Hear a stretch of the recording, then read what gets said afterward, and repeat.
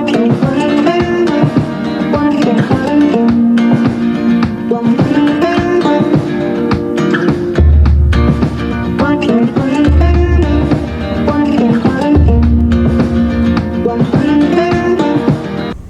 everyone, I'm Naciz and welcome to my channel. Okay, so today we are outside again. We are going to meet the tailor of my husband, and he wants to do senator. Okay, for those ones who doesn't know, senator is also a traditional clothes here in Nigeria. It's not the senator of the country, okay?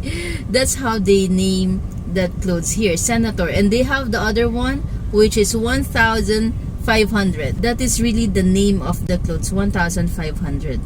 We're waiting for her, and we will going to follow her to her workshop. 6.5 hours later.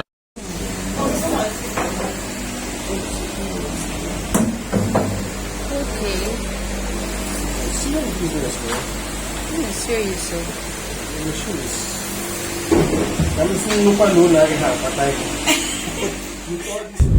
Okay, so we are back. We went to the tailor of my husband, and we also had our breakfast in Kilimanjaro. Well, you know, here in Nigeria, if you are a graduate, especially if you're a new graduate, make sure you know handwork. That is something that I realize here in Nigeria. You know, to get a job here is not easy. I even heard that before you can get a job, you have to pay money to the, how do you call it, agency who's giving jobs, or you can also pay money to the company you are applying a job. So it's not easy to get a job here in Nigeria. So the best way for you to earn money while you are waiting for the job that you want is for you to do handwork. So what are those handwork? Okay, you can do tailoring, you can also do makeup, hair business, barber shop, and there's a lot more.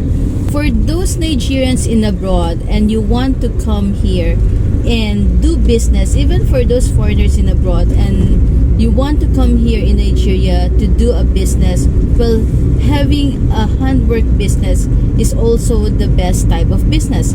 Like example, for tailoring, well, most of the people here are going to the tailor. Why? Because of all those traditional clothes. I think every Nigerian have their own traditional clothes, especially for the older people. Usually they don't wear all these clothes that you can buy in the market.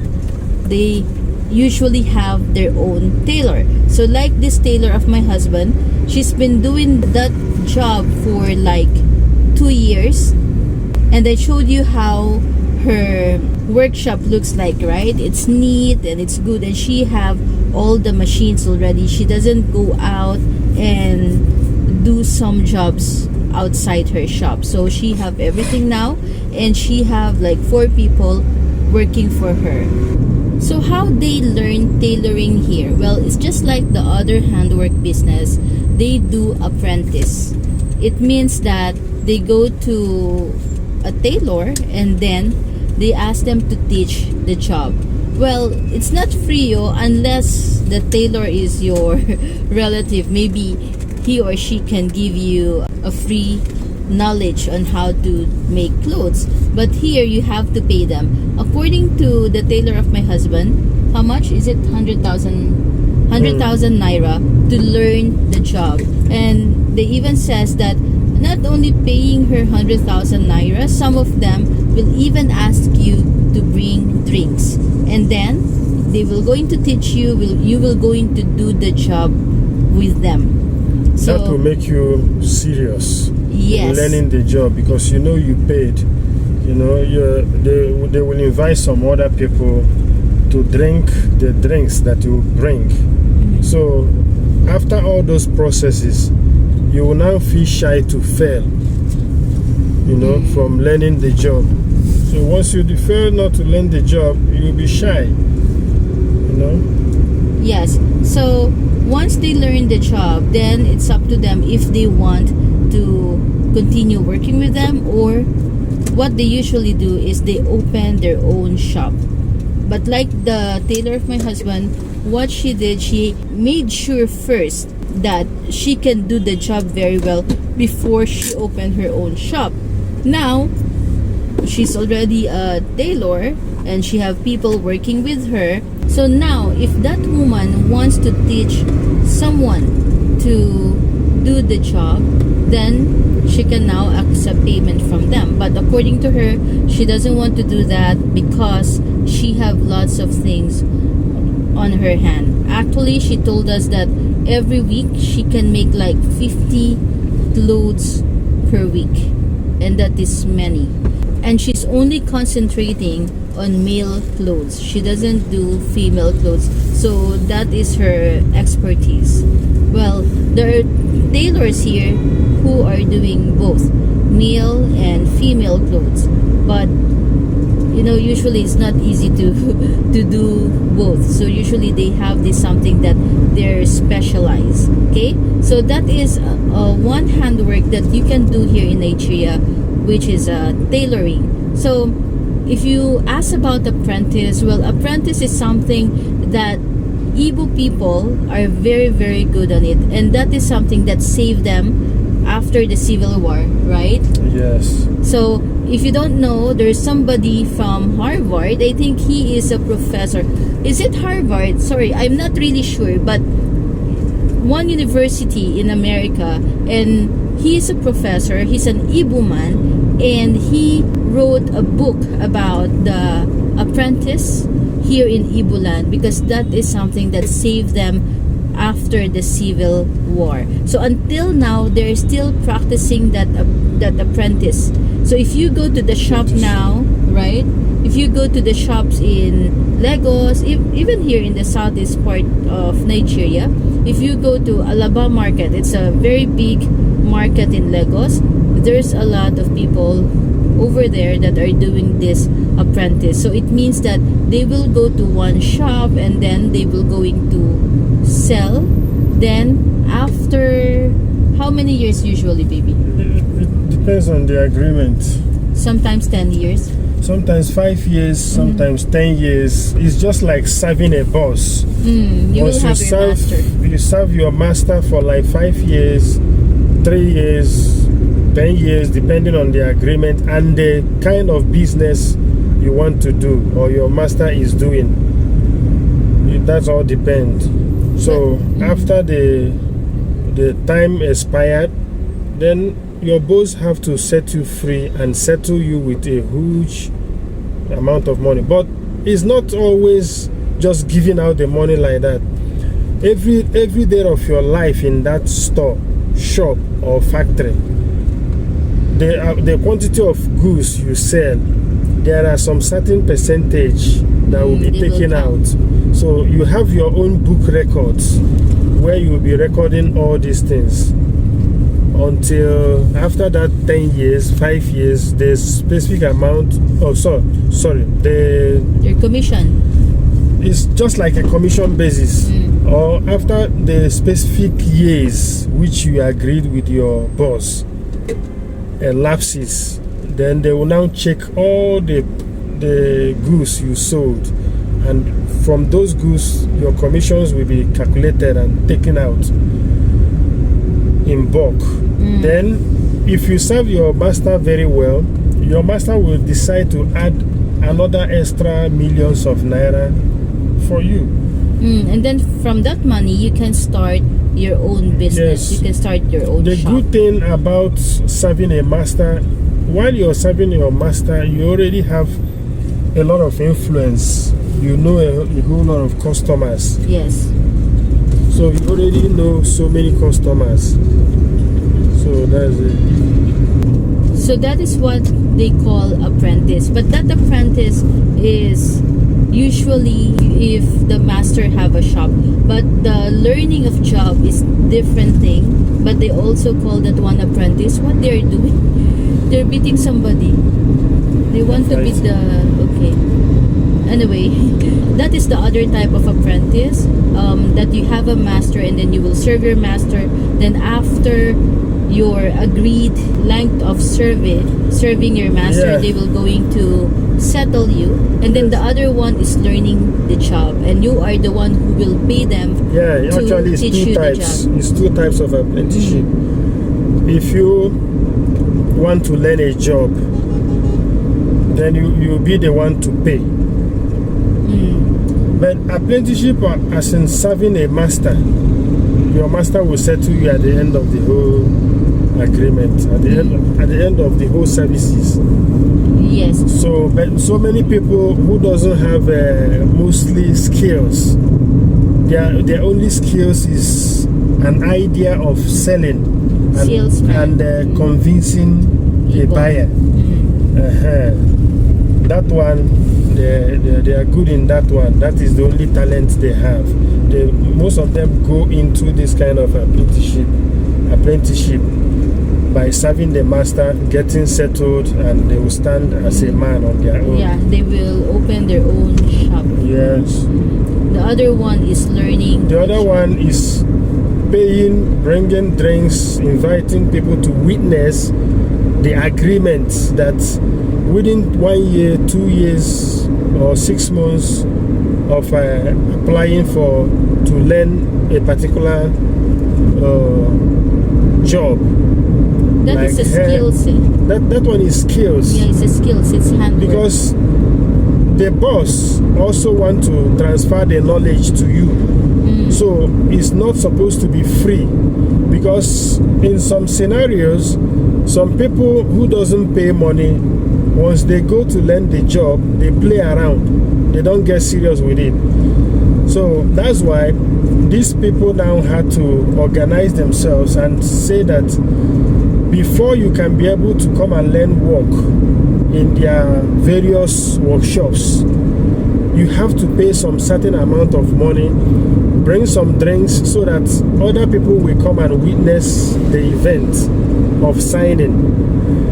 So imagine when you pay that kind of amount of money, you'll be forced to learn the job because you don't want your money to be wasted. Yes. So that's the purpose of that money.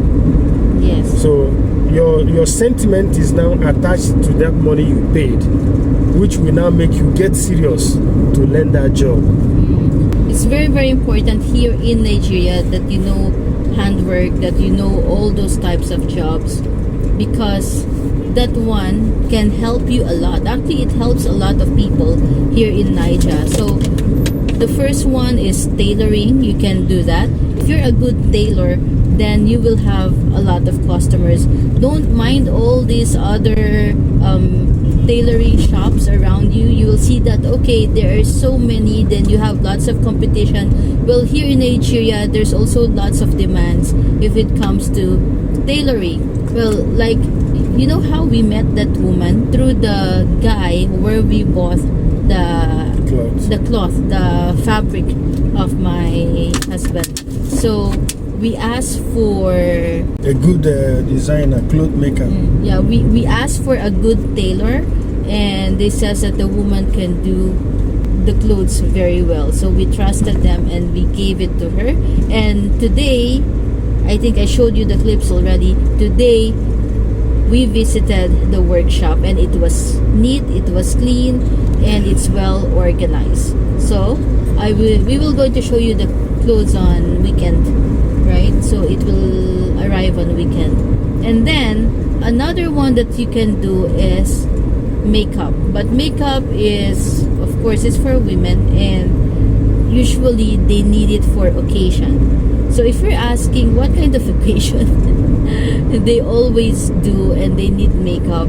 Actually, as what I can see, that type of business is also occasional, because most of the occasions here are done during the December period, right? End or of Easter. the year. Yeah, but usually more on December, more on that holiday, because most of the people in abroad, they like to come back during the holiday. So there's wedding, there's child dedication, but most of the time they do makeup on when on wedding, and they also pay a lot of money for that. And not only wedding, if they have like events, even the events in the church, well, if you are good, then they will going to hire you. Actually, that is something that I wanted to do before. I want to study makeup in the Philippines. This is where Sonny is now.